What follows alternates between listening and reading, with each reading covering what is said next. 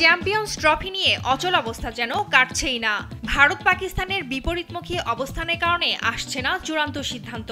বৃহস্পতিবার আইসিসির বোর্ড মিটিংয়ে বৈশ্বিক এ টুর্নামেন্টের আয়োজন নিয়ে চূড়ান্ত সিদ্ধান্ত আসার কথা থাকলেও তা হয়নি, কারণ শুরুর আগেই স্থগিত হয়েছে বৈঠকটি। তবে দুই দেশকে সমঝোতায় পৌঁছাতে শনিবার পর্যন্ত সময় বেঁধে দিয়েছে বিশ্ব ক্রিকেটের নিয়ন্ত্রক সংস্থা। ভারত সরকার পাকিস্তানে ক্রিকেট দল পাঠাতে রাজি নয় জানিয়ে গত মাসে আইসিসিকে চিঠি পাঠিয়েছিল বিসিসিআই। এরপর থেকেই পাল্টাপাল্টি শর্ত দিতে থাকে আয়োজক পাকিস্তান এবং ভারত চায় তাদের ম্যাচগুলো পাকিস্তানের বাইরে অন্য কোনো ভেন্যুতে হোক, যা হাইব্রিড মডেল হিসেবে পরিচিত।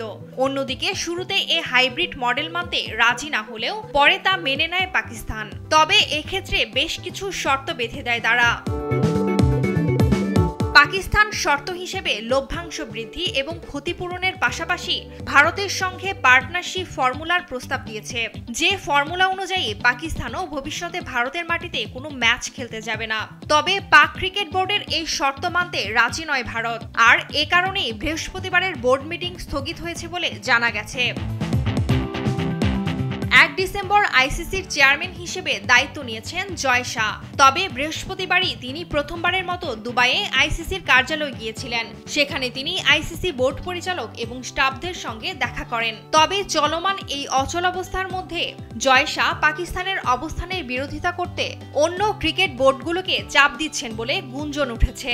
দুই দেশের এই রেষারেষির শেষ কোথায় সেটা অবশ্য সময়ই বলবে। টুম্পা আফরোজ, স্পোর্টস ডেস্ক, দেশ টিভি।